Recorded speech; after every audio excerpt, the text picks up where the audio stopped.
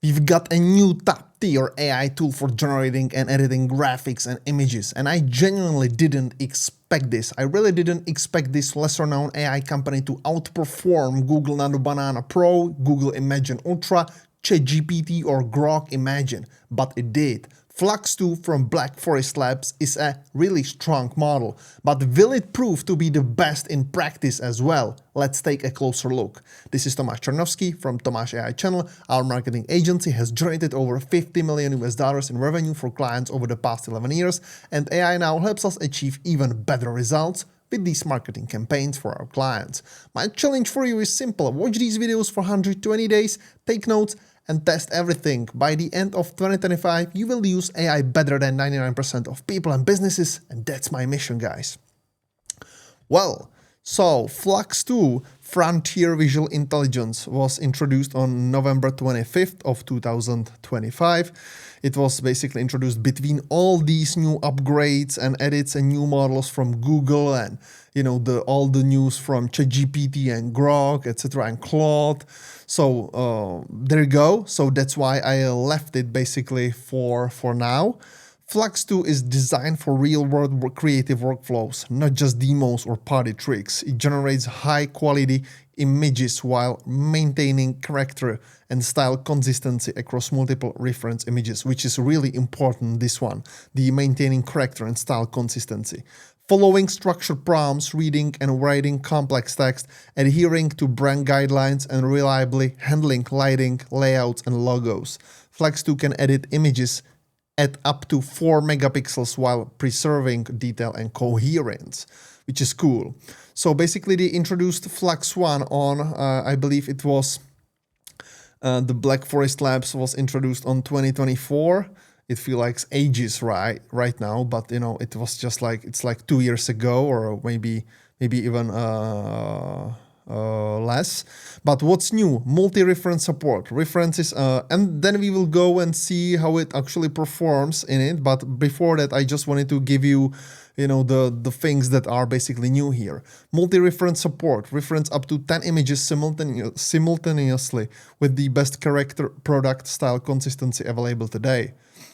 Image detail and photorealism, greater detail, sharper textures, and more stable lighting suitable for product shots, visualization, and photography-like use cases. Text rendering, complex typography, infographics, memes, and UI mockups with legible fine text now work reliably in production. Enhanced prompt following, improved adherence to complex structured instructions including multi-part prompts and compositional constraints. World knowledge, significantly more grounded in real-world knowledge, lighting, and spatial logic, resulting in more coherent scenes with expected behavior. High resolution and flexible input-output ratios. Image editing on resolutions up to 4 megapixels.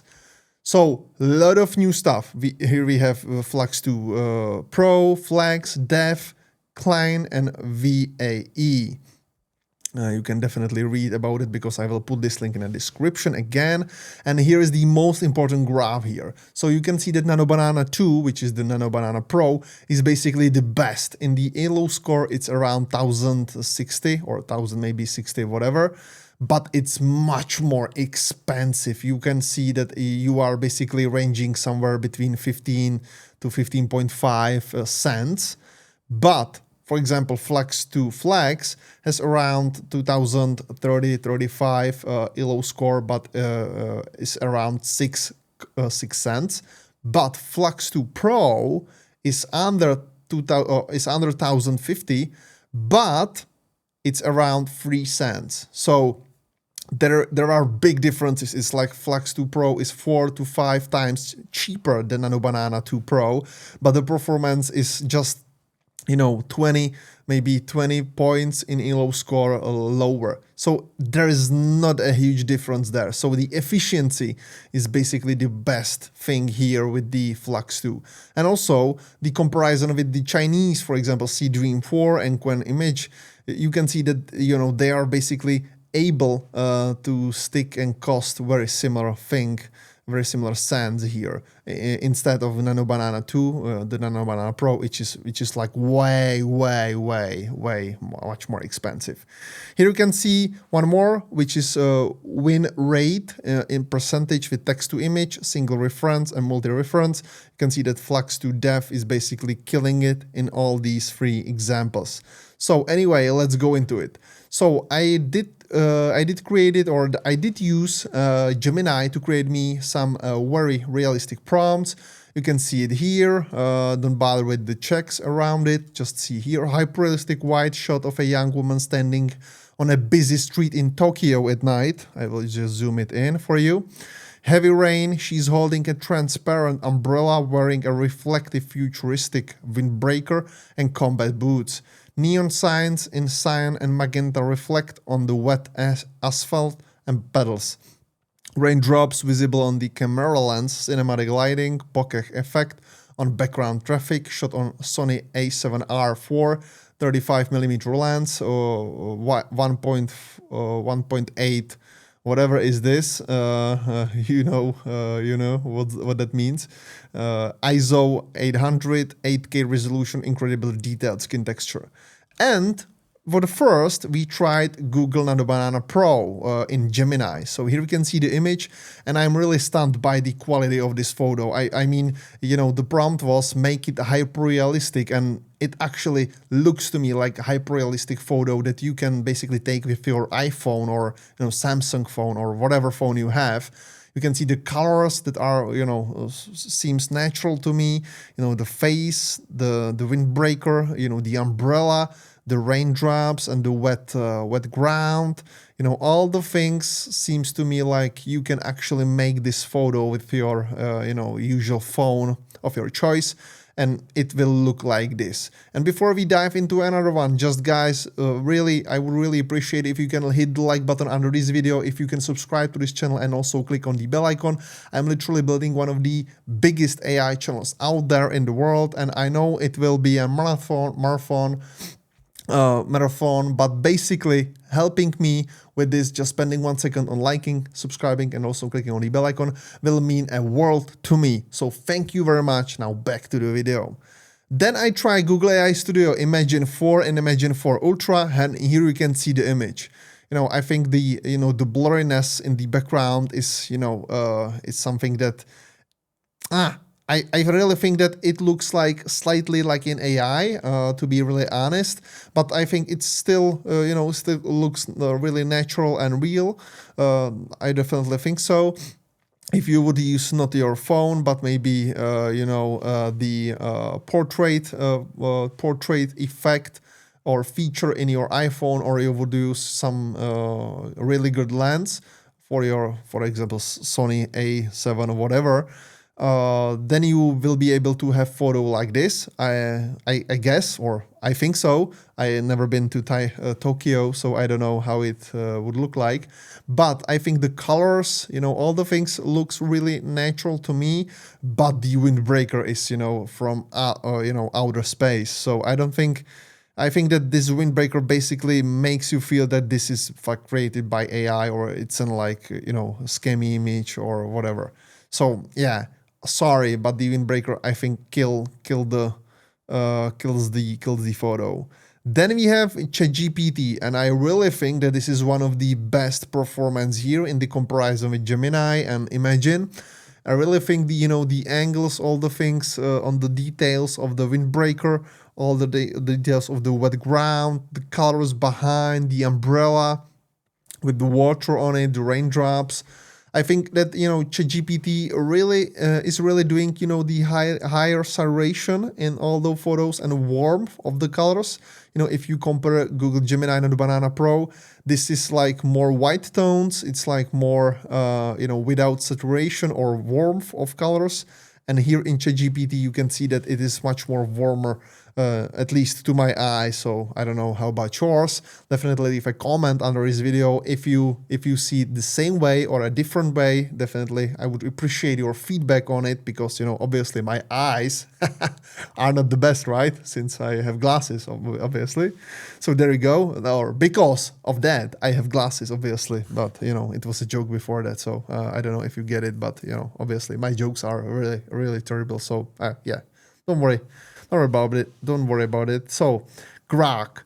Here you can see Grok, and Grok, as always, created tons of different images. They are crazy, these guys. So you can see that these images are, it looks to me like a really AI, mainly in the face of the person, and also the umbrella. From this amount of detail, from the zoom in, look slightly, artificial to me. Here you can see another image. Sorry, nope. We need to go like here. Then you go here. You just can tell that this is, AI. That this is not like the real photo from Tokyo, right? The same here. So it looks really decent. I think it looks better than from the Google AI Studio, from Google Imagen 4 and 4 Ultra. I think this is maybe more realistic to me than the Google Imagen, at least to me. And then we have the Flux Playground. Obviously in the Flux Playground, you have 53 images. You can create 53 images. So definitely go test and try this tool out, because I think it's worth it. And I basically tried, these two are FLUX.2, FLUX.2 Flex, and these two are FLUX.2 Pro. And also the width and height is basically the same, 1200 times 1200. So there you go. The batch size was 2. And in the Flux version, you can basically edit the prompt upsampling. So basically, you can automatically expand and refine. You can automatically let the tool expands and refines your text prompt into a richer internal description for added detail. Turn off for maximum prompt precision. And then you have the steps. So you have the steps, number of denoising steps 50, and guidance, how closely the model follows the prompt 4. And if you basically switch to Flux.2 Pro, there you basically lose all these informations, and you just you just are allowed to have the different batch size or number 2. So there we go. Let's test it. Let's see for ourselves. So this is the Flux.2 Flex. And there you have it. I really think that this looks really natural. The colors, the cars, the rain, people, all the things, the windbreaker, the umbrella, the face of this person, and also the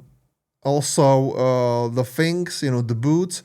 But the one thing that doesn't, look natural to me is that, under her, there is a lot of water, but here is just, on this side and this side, you just see that it is just wet.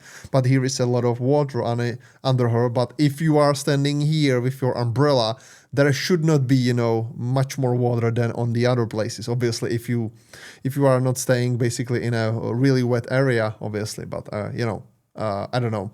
So it looks really decent to me. Just, it's bothering me, the one detail, of the wet ground. And here is even two more extreme.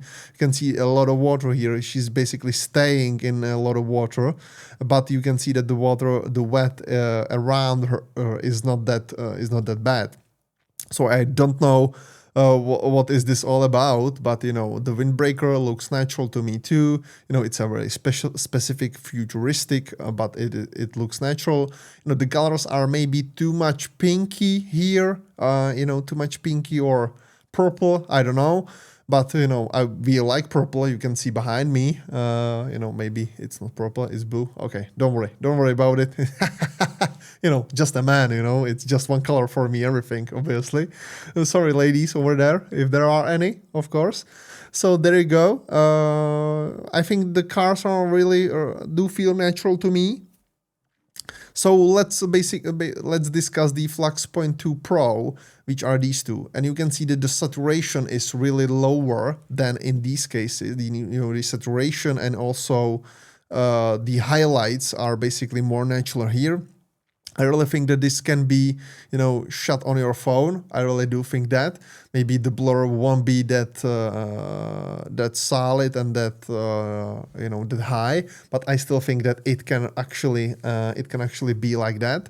And if we switch to the second one, yeah, this is really good. Obviously, your phone won't catch, in the image, you won't have this raindrops there. Obviously, this is an effect, right? Added from some post-production. But, the windbreaker, great, face, hairs, umbrella, boots. Again, there is a lot of wet area under her. So that sounds bad. Sorry about that. Sorry, guys. Well, a lot of rain under her, but if she holds an umbrella, it's weird, right? The water should be around her, not under her, obviously. I don't know, but the colors are more natural to me. Lights on the cars, you can see it. People holding umbrellas too. So I really think that these looks like the FLUX.2 Pro looks really natural to me. And if we are comparing the hyper-realistic, the more natural, photos and images here, this should be, the decider. So basically, from my standpoint, Google Gemini and the ChatGPT, it's basically a first place for me. These are the best, I think, the most hyper-realistic photos or images here. On the second place, I would put the FLUX.2 Pro on the second place. So these two images, they should be on the second place, at least from my point of view. You can definitely correct me through the comment section if you do see it different way. So definitely go do it and share your thoughts on it. Thank you very much.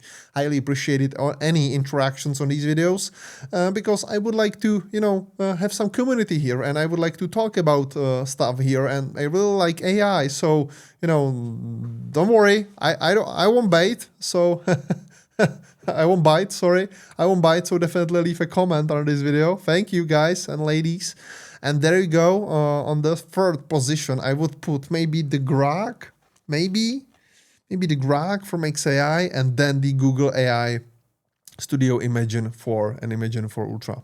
I don't know what about you guys, but these are my positions here. So anyway, literally building one of the biggest and greatest AI channels out there on the internet, on the YouTube. So I would really appreciate if you can push me forward and push this channel forward by clicking on the like button, subscribing, and also on the bell icon.